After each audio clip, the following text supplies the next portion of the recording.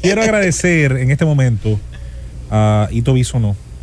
Nos hizo llegar su texto, su libro. Ito Bisonó decidió recoger sus artículos que salen en el periódico El Caribe.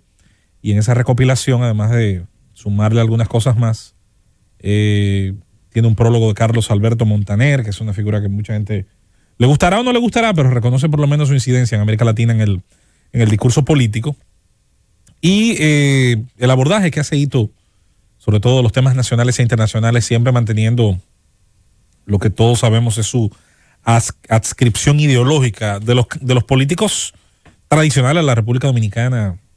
Siempre es justo reconocer de los pocos que se identifica precisamente dentro de como un liberal clásico y de los que ha tenido un discurso cercano a lo que ocurre en otras partes del mundo a la hora de tratar de denunciar el tamaño del Estado, a la hora de hablar en muchos aspectos como ciertamente pensamos. Y bueno, gracias a Ito por el gesto hacia nosotros y acompañando este libro pues con esta carta, y gracias. Le estaremos dándole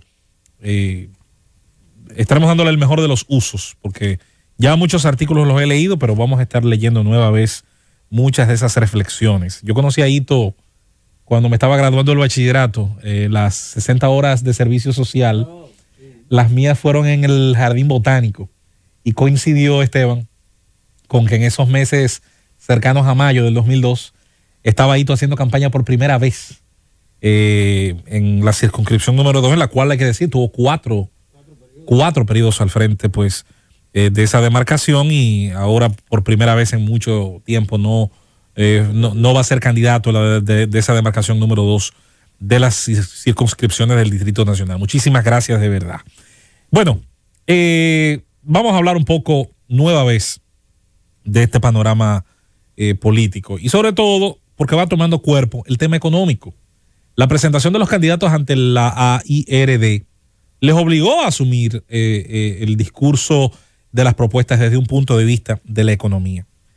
Una de las cosas que siempre me gusta preguntar, indagar, y que de hecho lo haría si tuviese a los candidatos al frente, de hecho ya tuve el chance de conversar con uno de ellos hace poco, siempre es preguntar y aconsejar que toda propuesta, no importa si es infraestructural o de nuevas políticas, o de fortalecimiento de políticas anteriores, siempre es importante decir y hablar qué costo tendría y de dónde saldrían esos costos.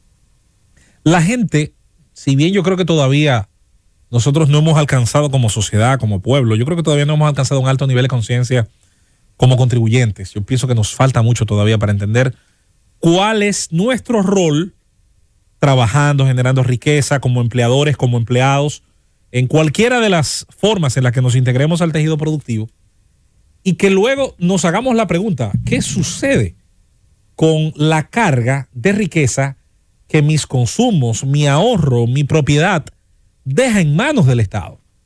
El hecho de que gran parte de los impuestos que usted paga estén enfocados al consumo vía ITEVIS hace que mucha gente no sienta que paga impuestos, pero usted los paga.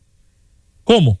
Simple y llanamente porque están incluidos en el precio de los productos que consume. Cuando usted compra la pasta de dientes, la máquina de afeitar, las servilletas, muchos de los alimentos, cuando echa un galón de gasolina, cerca de la mitad, creo que un poco más, de hecho, de lo que está pagando, tiene que ver con los arbitrios, con las cargas, los gravámenes, que están sumados a ese producto, que si usted se da cuenta, si usted se fija, una parte importante de la población dominicana no puede darse el lujo de evadir impuestos.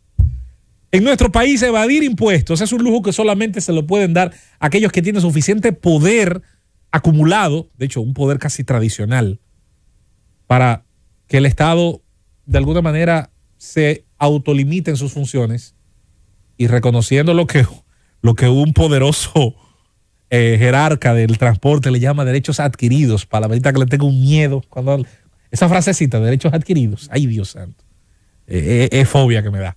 Pero bueno, en la medida en que podamos adquirir ese nivel de conciencia, que yo creo que se ha elevado en los años, se ha ido elevando poco a poco, no hemos llegado todavía quizás a unos niveles óptimos como en otras sociedades, pero en la medida en que va ocurriendo, la gente le va cogiendo un poco de recelo a las promesas, sobre todo las que tienden a ser demasiado grandes, que pueden ser catalogadas de fantasiosas, que pueden ser poco factibles en su realización. 4 años por 365 días. Usted lo multiplica y le va a dar una cantidad. Súmele 1, porque uno de los años va a ser bisiesto. Si usted dice que va a ser 100,000 casas, son casi 70 que tendrán que hacerse cada día, ¿verdad? Bueno, hay modelos que permiten eficientizar bastante rápido la fabricación de casas. De hecho, el mercado privado termina más de 70 casas diarias, pero el mercado privado. No es lo mismo, por lo tanto, prometer que usted va a facilitar las condiciones para que ese mercado que fabrica, que construye, tenga una cadena de costos más barata y pueda, dentro de ese proceso, brindar en el mercado la posibilidad de que mucha gente, sobre todo muchas parejas jóvenes que están iniciando ese proyecto de vida juntos de una familia, pueda tener acceso a adquirir una casa, que los créditos cada vez puedan ser más blandos y en mejores condiciones. Y eso, entre otras cosas, es revisando cómo estorba muchísimo menos esa carga, esos gravámenes, esos impuestos que elevan el precio de cada cosa en la cadena. Porque hacer una casa, si está dentro de un condominio o si está sola en el monte, necesita de unos materiales, necesita de una mano de obra. Si se va a hacer con, como se ha dicho, con terrenos del Estado, ¿dónde estarán colocados? ¿Cuáles van a ser las ventajas de ir a vivir allí?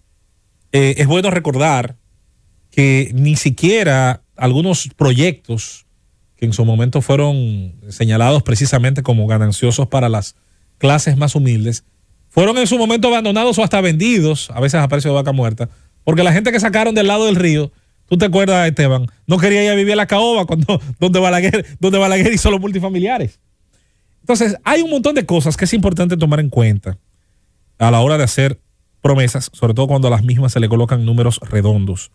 Esto, dicho sea de paso, no es solo para el candidato oficialista Gonzalo Castillo, puede incluir perfectamente a Luis Abinader, al propio doctor Fernández, que por cierto, yo soy de los que menos le critica el tema de referirse a la minería. No, aunque lo diga Leonel, que quizá mucha gente dice que no le luce por lo que fue la negociación con Barrick Gold, pues mire, él no ha dicho nada que sea mentira. Nuestro país necesita desarrollar ese potencial de economía extractiva. Los que fueron a China a negociar, que tontos no son, porque de tontos no tienen un pelo, saben qué viene a buscar el gigante asiático a estas economías. Y créanme que no es traer turistas. Créanme cuando les decimos que la actividad económica de China popular en esta zona está altamente relacionada, y eso es comprobable, con la economía extractiva, las materias primas, el petróleo, el ferroníquel, el hierro, las distintas materias primas que luego necesita para que dentro de sus procesos industriales se puedan mantener dentro de los costos que generen rentabilidad. Y eso está clarísimo, clarísimo. De manera que al final lo que queremos siempre insistir, y esto es parte de una prédica constante que nosotros hacemos, al final los políticos van a prometer lo que quieran y lo que entiendan puede tener un impacto positivo en sus números y lo que puede tener un impacto positivo en el corto plazo. Es el atractivo de decir lo que la gente quiere escuchar. En la medida en que la gente va fortaleciendo su criterio y ese criterio se va haciendo cada vez más maduro, entonces podemos tener una respuesta adecuada a las promesas. Y es la pregunta de dónde va a salir esos recursos y si la forma de extraer esos recursos, sobre todo del bolsillo del contribuyente, no va a terminar generando más problemas que soluciones y no terminará costando más la sal que el chivo.